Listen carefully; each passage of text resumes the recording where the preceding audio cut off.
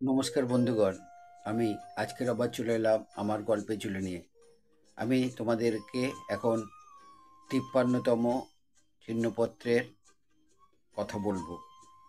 কিন্তু ৫৩তম ছিন্নপত্রের যে লেখা, অনেক বড় লেখা, সেই জন্য এই ছিন্নপত্র আমি দুটি ভাগে ভাগ করে বলবো। আজ বলবো এই ছিন্নপত্রের প্রথম ভাগ, আগামী দিন বলবো এই ছিন্নপত্রের অর্থাৎ ৫৩তম ছিন্নপত্রের দ্বিতীয় ভাগ।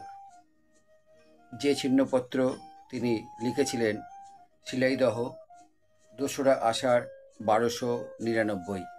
তবে চলো বন্ধু, দুটি পর্বে শুনে নেব ৫৩তম ছিন্নপত্র। কাল আষাঢ়স্য প্রথম দিবসে বর্ষার নব রাজ্যাভিষেক বেশ রীতিমতো আড়ম্বরের সঙ্গে সম্পন্ন হয়ে গেছে। দিনের বেলাটা খুব গরম হয়ে বিকালের দিকে ভারী ঘনঘটা মেঘ করে এলো। কাল ভাবলুম বর্ষার প্রথম দিনটা আজ বরঞ্চ ভেজাও ভালো, তবু অন্ধকূপের মধ্যে দিন যাপন করব না। জীবনে ৯৯ সাল আর দ্বিতীয় আর আসবে না। ভেবে দেখতে গেলে পরমায়ুর মধ্যে আষাঢ়ের প্রথম দিন আর কবারই বা আসবে। সবগুলো কুড়িয়ে যদি ৩০টা দিন হয়, তাহলেও খুব দীর্ঘজীবন বলতে হবে। মেঘদূত লেখার পর থেকে আষাঢ়ের প্রথম দিনটা একটা বিশেষ চিহ্নিত দিন হয়ে গেছে নিদেন আমার পক্ষে। আমি প্রায়ই এক এক সময়ে ভাবি, এই যে আমার জীবনে প্রত্যহ একটি একটি করে দিন আসছে, কোনোটি সূর্যোদয় সূর্যাস্ত রাঙা, কোনোটি ঘনঘোর মেঘে স্নিগ্ধ নীল, কোনোটি পূর্ণিমার জ্যোৎস্নায় সাদা ফুলের মতো প্রফুল্ল। এগুলো কি আমার কম সৌভাগ্য এবং এরা কি কম মূল্যবান?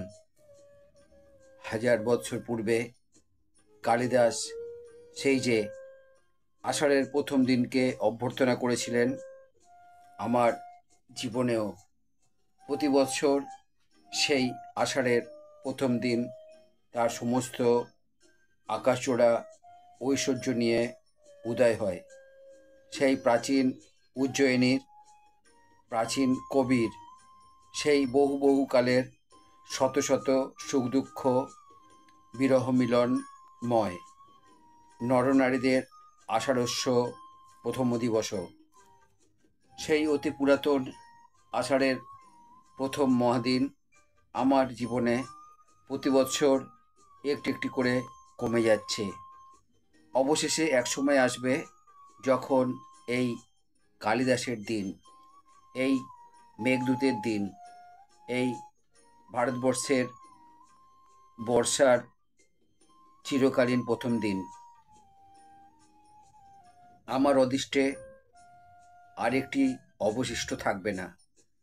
একথা ভালো করে ভাবলে পৃথিবীর দিকে আবার ভালো করে চেয়ে দেখতে ইচ্ছে করে জীবনের প্রত্যেক সূর্যোদয়কে সজ্ঞানভাবে অভিবাদন করি এবং প্রত্যেক সূর্যাস্তকে পরিচিত বন্ধুর মতো বিদায় দিই। আমি যদি সাধু প্রকৃতির লোক হতুম, তাহলে হয়তো মনে করতুম জীবন নশ্বর, অতএব প্রতিদিন বৃথা ব্যয় না করে সৎকার্যে এবং হরিনামে যাপন করি। কিন্তু আমার সে প্রকৃতি নয়।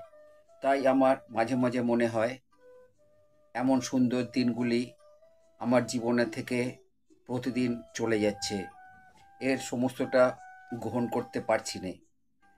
এই সমস্ত রং এই আলো এবং ছায়া, এই আকাশব্যাপী নিঃশব্দ সমারোহ, এই দুলোক ভুলোকের মাঝখানে সমস্ত শূন্য পরিপূর্ণ করা শান্তি এবং সৌন্দর্য, এর জন্য কি কম আয়োজনটা চলছে?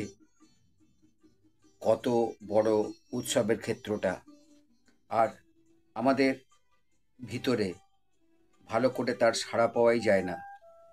জগৎ থেকে এতই তফাতে আমরা বাস করি, লক্ষ লক্ষ যোজন দূর থেকে, লক্ষ লক্ষ বৎসর ধরে অনন্ত অন্ধকারের পথে যাত্রা করে একটি তারার আলো এই পৃথিবীতে এসে পৌঁছায়, আর আমাদের অন্তরে এসে প্রবেশ করতে পারে না।